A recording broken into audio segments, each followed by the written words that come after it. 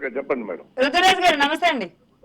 నమస్తే, చెప్పండి. మొన్నటి వరకు మీరు పిసిసి చీఫ్ గా ఉన్నారు. ఈ రోజు మీరే పక్క నుండి మరొకరికి పిసిసి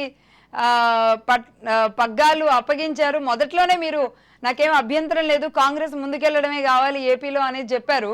అయితే ఇక్కడ ఈ 3 రోజులలో ఒక రకంగా ముప్పతిప్పలు ఆవిడ మాటల తూటాలు ఎలా ఉంటాయో తెలంగాణలో మనం చూసాం.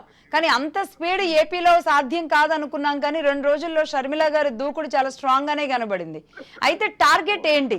వైసీపీనా, కాంగ్రెసా, వైసీపీనా, టీడీపీనా, లేకపోతే ఏంటి టార్గెట్? ఈ రాష్ట్రంలో సుపరిపాలన అందించాలి, ఇందిరమ్మ రాజ్యం రావాలి, రాజన్న రాజ్యం రావాలనేటువంటిది ఆవిడ సంకల్పం. కాంగ్రెస్ పార్టీ అధికారంలోకి రావాలనేటువంటిది వారి సంకల్పం. దానికోసం వారు పనిచేస్తున్నారు, మేము అందరూ సహకరిస్తున్నాం, పనిచేస్తున్నాం. సో ప్రత్యేకమైనటువంటి టార్గెట్ ఏ ఉంటుంది ఒక రాజకీయ పార్టీగా, మా పార్టీ అధ్యక్షురాలుగా. సో ఆంధ్రప్రదేశ్ లో కాంగ్రెస్ పార్టీ బలోపేతం అవ్వాలి. ఆంధ్రప్రదేశ్ లో కాంగ్రెస్ పార్టీ చేసినటువంటి అనేక అభివృద్ధి సంక్షేమ కార్యక్రమాలు ఉన్నాయి. ఉచిత విద్యుత్ దగ్గర నుంచి, ఎస్సీ ఎస్టీ సబ్ ప్లాన్ దగ్గర నుంచి, మైనారిటీస్ రిజర్వేషన్ దగ్గర నుంచి, ఫీజు రియంబర్స్మెంట్ దగ్గర నుంచి, జాతీయ స్థాయిలో జాతీయ గ్రామీణ ఉపాధి హామీ పథకం కానీ, రైట్ టు ఇన్ఫర్మేషన్ కానీ, రైట్ టు ఎడ్యుకేషన్ కానీ, ఫుడ్ సెక్యూరిటీ యాక్ట్ కానీ, ఇవన్నీ కాంగ్రెస్ పార్టీ చేసింది.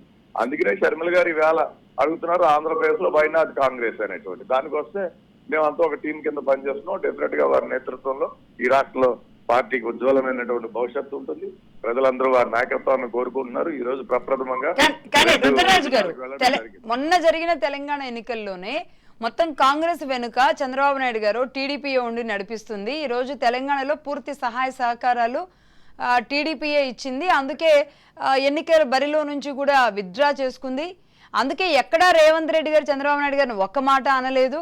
అందుకే ఆయన ముఖ్యమంత్రి అయ్యారు తెలంగాణలో అనేది ఒకటి ఉంది. బట్ అదే పిసిసి అధ్యక్షురాలు ఆంధ్రాకు వచ్చే వరకు చంద్రబాబు నాయుడు గారిని, టీడీపీని కూడా టార్గెట్ చేస్తున్నారు. అంటే ఫస్ట్ టార్గెట్ జగన్మోహన్ రెడ్డి, జగన్ రెడ్డి అంటూనే మొదలుపెట్టిన ఆ వెంటనే చంద్రబాబు నాయుడు గారి పేరు కూడా వస్తుంది. డెఫినెట్ గా ఈ రాష్ట్ర రాజకీయాల్లో మాకు ప్రధానమైనటువంటి ప్రత్యర్థి జగన్మోహన్ రెడ్డి. శత్రువు అని నేను అన్నాను, కానీ రాజకీయ ప్రత్యర్థులు ఉంటారు రాజకీయాల్లో. ఆటోమేటిక్ గా చంద్రబాబు